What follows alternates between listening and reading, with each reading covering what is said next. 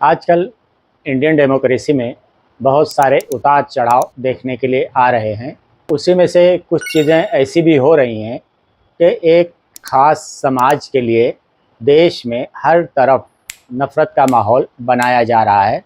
इसकी एक मुख्तसर हिस्ट्री और तारीख़ मैं आपके सामने रखूँगा। इसकी शुरुआत हम यहाँ से करते हैं कि 17 सितंबर 2025 को नरेंद्र मोदी 75 साल के हो जाएंगे और उसके सिर्फ 10 दिन के बाद आरएसएस की उम्र जो है वो 100 साल हो जाएगी।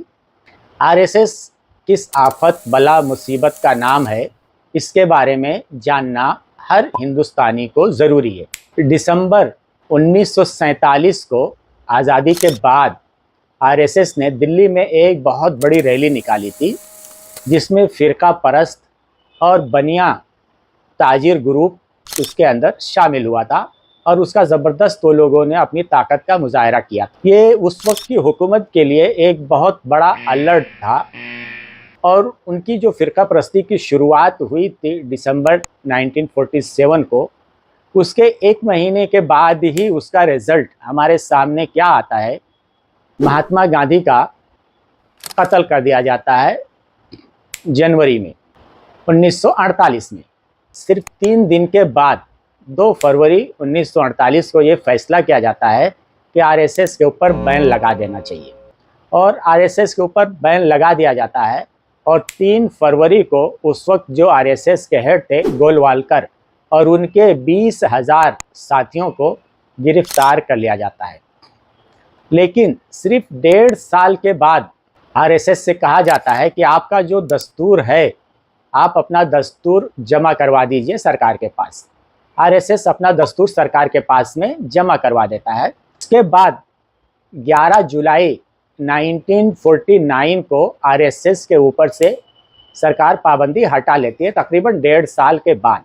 तो आरएसएस का जो मुख्य पेपर था ऑर्गेनाइज़र, उसके अंदर के.आर. मलकानी मजमून लिखते हैं कि आरएसएस को सियासत में कदम रखना चाहिए, अपने बचाव के लिए और अपनी बका के लिए सियासत में कदम रखना ज़रूरी है। के.आर. मलकानी ने ये मजमून ऑर्गेनाइज़र में लिखा और उस वक्त किसी ने उसकी मुखालफत नहीं की कि आरएसएस को सियासत में कदम रखना चाहिए, बल्कि उसने सपोर्ट किया। बलराज मधु आरएसएस के कारकुन थे, इनका ताल्लुक आर्या समाज से था। उन्होंने भी कहा कि आरएसएस को सियासी और मुआशी मसाइल के हल के लिए और खुद अपनी बका और तहफ़्फ़ुज़ के लिए सियासत में कदम रखना चाहिए। इसका एक दिलचस्प मोड़ उस वक्त आता है जब अप्रैल 1950 को पंडित जवाहरलाल नेहरू के एक मिनिस्टर श्यामा प्रसाद मुखर्जी, जो कि हिंदू महासभा से ताल्लुक़ रखते थे, वो पंडित नेहरू की मिनिस्ट्री से इस्तीफ़ा दे देते हैं, ये कहते हुए कि नेहरू जी मुसलमानों की मुँह भराई करते हैं।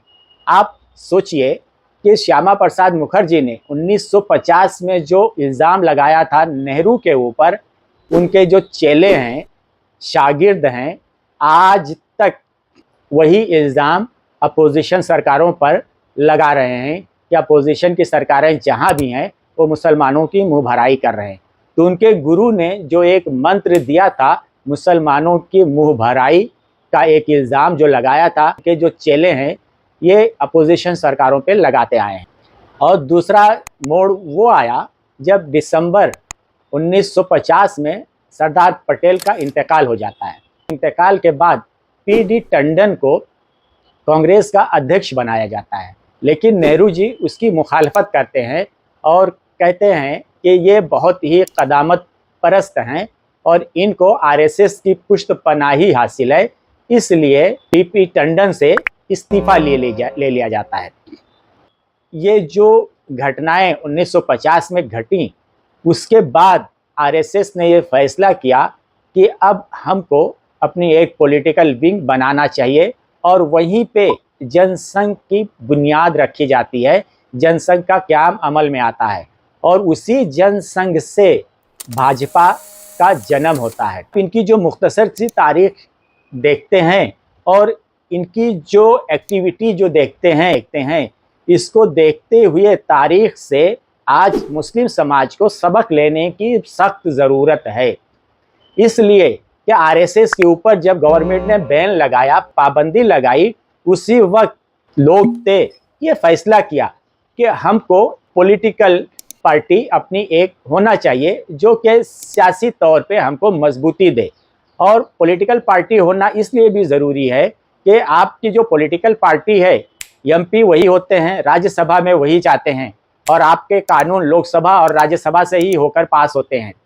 तो कानून साज जो पार्लियामेंट है या असेंबली है, वहाँ पे आपके लोगों का होना ज़रूरी। आज आप बहुत सारे धरने देते हो, नामुझसे रिसालत पे अच्छी खासी अपनी ताकत का मुजाहरा करते हो। आप अपनी सियासी ताकत को पहचानो। आज हिंदुस्तान में आप एक बहुत बड़ी सियासी ताकत हो, और एक लोकतांत्रिक देश में, जमहूरी मुल्क में वोट की जो ताकत होती है बहुत बड़ी ताकत होती है। कहते हैं कि आप 20% हो, कोई कहता है 25% हो, लेकिन आप 20% हो या 25% हो, इससे कोई मतलब नहीं है। आपको जो एक अहम बात की तरफ इशारा मैं कर रहा हूँ या बताना चाहता हूँ, वो ये है कि 92 सीट एमपी की, लोकसभा की, पूरे हिंदुस्तान में ऐसी है जहाँ पे आपका वोट फैसला कुन है। अगर 92 सीट पर आप फोकस करते हो और 92 एमपी लोकसभा में चुनकर आप अपने फैसला कुन वोट से भेजते हो, कोई भी सरकार अगर आती है और वो आपके खिलाफ कोई बिल लाना चाहे, कोई कानून पास करना चाहे, तो बगैर आपके जो एमपी हैं 92 अगर आप चुन के भेज देते हो, तो उनकी एक बहुत बड़ी ताकत होगी, उनकी एक बहुत बड़ी आवाज़ होगी। ये आपको समझने की ज़रूरत है। लोकसभा की जो टोटल सीट है उसका 17% होते हैं। तो अगर 17% एमपी अगर आपके पास में हैं, तो बगैर उनकी सहमति के कोई भी कानून पार्लियामेंट में पास करना सरकार के लिए बहुत मुश्किल होगा। इसलिए आज जितनी हिंदुस्तान में जो भी ऑर्गेनाइजेशंस हैं, जितने भी तालीमी इदारे हैं, जितने भी मसाजिद के ज़िम्मेदार हैं, जो दरगाहों के ज़िम्मेदार हैं, जो ट्रस्टी हैं, आज सबको अपने जो छोटे छोटे मफाद हैं उनको कुर्बान करके एक बड़ी लड़ाई आपको इस देश में लड़ने के लिए तैयार होना चाहिए कि हमको अपनी जो पॉलिटिकल पावर है वो हासिल करना चाहिए। और जब तक आपके पास में पॉलिटिकल पावर नहीं है, आप फुटबॉल की तरह, फुटबॉल के मैदान में जैसे फुटबॉल को किक मारा जाता है, एक इधर से मारा, दूसरा उधर से मारा, तो आपकी हैसियत एक फुटबॉल की ही हो जाएगी। इस देश में फुटबॉल से ज़्यादा आपकी हैसियत नहीं रहेगी। अगर आपको बाइज्जत ज़िंदगी इस देश में गुजारना है, तो आपको अपनी जो पॉलिटिकल ताकत है, पावर है, उसको मनवाना है जमहूरी तरीके से, लोकतांत्रिक तरीके से। एक डेमोक्रेसी देश है, तो डेमोक्रेसी के अंदर रहते हुए देश का कानून, देश का संविधान जो आपको पावर देता है, इजाज़त देता है, उस दायरे में रहकर आप अपनी ताकत, अपनी अज़मत मनवा सकते हो। अगर आप लोग वक्त रहते हुए नहीं बेदार हुए, तो आने वाला जो वक्त है इससे भी बुरा होगा। कोई भी आएगा, आपकी मस्जिद तोड़ेगा, दरगाह तोड़ेगा, ईदगाह तोड़ेगा, मस्जिद में घुसकर मारने की बात करेगा, आपके रसूल की शान में गुस्ताखी करेगा, और ये सब बेइज्जती, जलालत सुनते रहोगे, सहते रहोगे, कोई आपकी आवाज़ नहीं बनेगा। और ना ही आज की डेट में कोई पॉलिटिकल पार्टी आपके हक में आवाज़ उठाने के लिए तैयार है।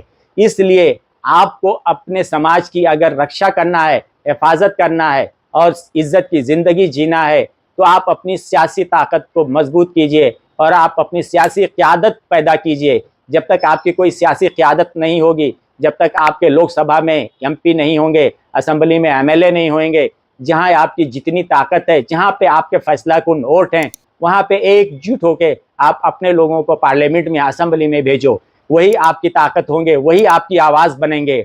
और अगर आप पॉलिटिकल पार्टियों का मोहरा बनते रहोगे, तो सिर्फ मोहरे की ही तरह वो आपको इस्तेमाल करेंगी, और एक टिश्यू पेपर से ज़्यादा आपकी कोई हैसियत नहीं होगी। Use and throw. आखिर में मैं सिर्फ इतना ही कहूँगा, न समझोगे तो मिट जाओगे ए हिंदी मुसलमानों, तुम्हारी दास्तां तक भी ना होगी दास्तानों में। बहुत बहुत शुक्रिया।